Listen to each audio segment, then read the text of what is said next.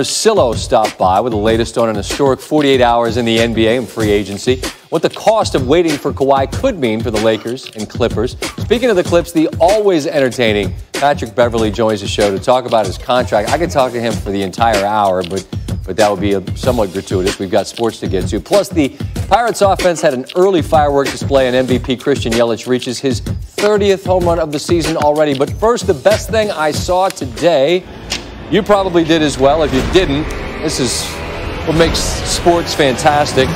She's Corey Goff, goes by Coco. She's 15 years old, and she's taking on a childhood hero in Venus Williams.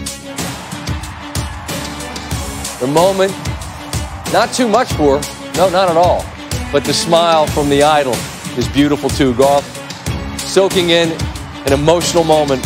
She wins 4-4. Here's what she said to Venus after the match. After a match, I told her that just thank you for everything she did. I wouldn't be here if it wasn't for her. And I was just telling her that she's so inspiring. And I always wanted to tell her that. And even though I met her before, I guess now I had the guts to.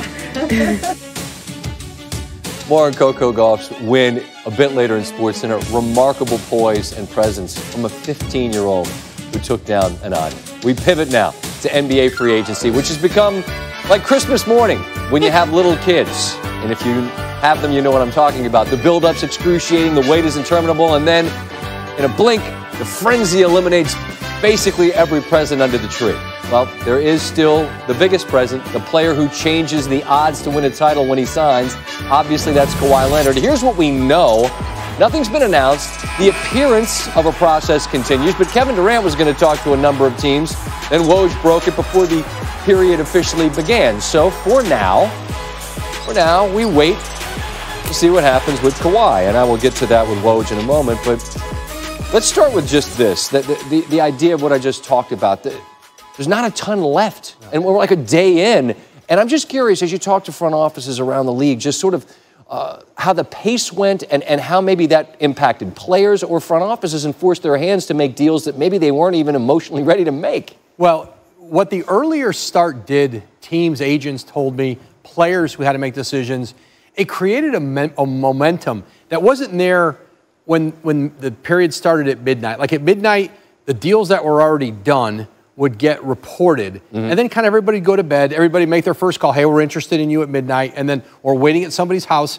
But at 6 o'clock, momentum started going, and I just had a lot of teams and agents being forced, hey, you've got 15 minutes to make a decision. You've got a half an hour to make a decision. We're going to the next guy. And it was, as one agent said to me, it was a game of really fast musical chairs, because if you wait too long with your client, the money has dried up and you're taking deals where you're kind of holding your nose a little bit, but it could be a lot worse. And then you get fired as an agent a week later when there's no money left and your client's still out in the market. Would there be a real quick example of a team that maybe you pivot from, like, I don't know if this is the kind of thing you can share. I'm kind of putting you on the spot here. I don't know if there's like a team thought, oh, this, but now that. Now we just have to turn and maybe we give more than we wanted or whatever. Easy one. Justin Zanuck, the general manager in Utah, they thought they'd get Nikola Mirotic.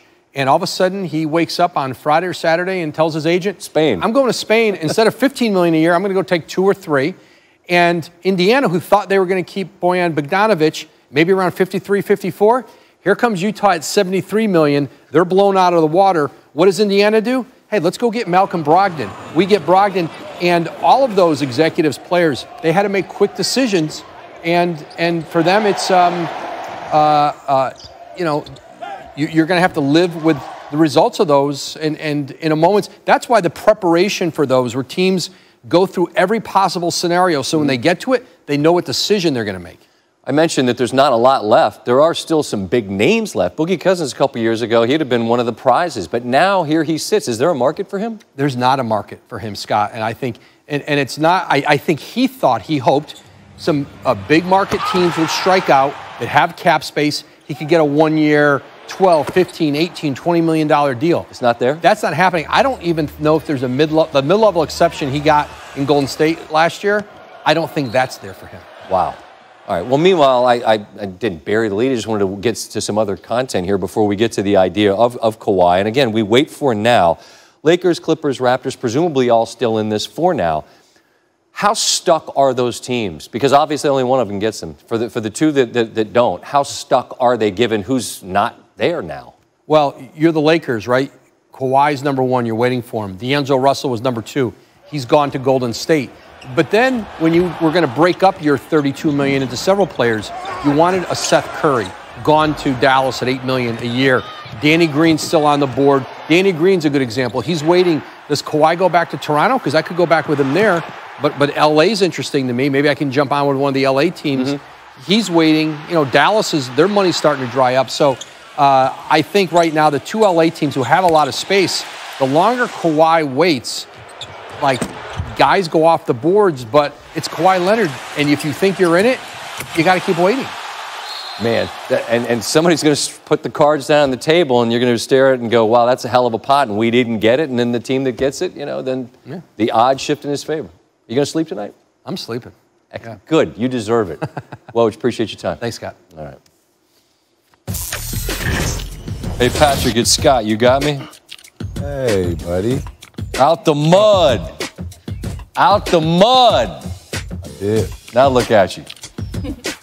Looking good, ain't I? Got a wolf shirt or something on. You like that? That was just the pre-interview. Nipsey Hussle, internet rumors, and changing zip codes. The always entertaining Patrick of Beverly next. Plus, the season of Josh Bell continuing in a loud way. A history-making night for the Pirate Star is next. It's one of those moments that truly makes you catch your breath and stop short. LA Angels pitcher Tyler Skaggs has died, and it's the number after the comma that is so crushing. 27.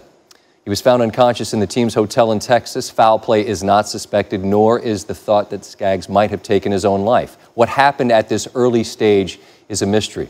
The Angels were supposed to begin a series with the Rangers tonight. The first game was postponed. An Angels press conference initially thought to be this evening was moved back to tomorrow.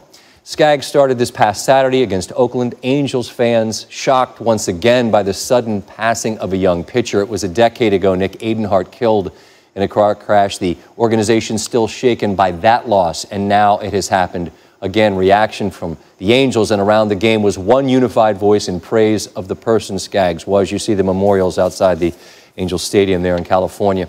Tyler Skaggs, survived by his wife Carly. He was 27 years old.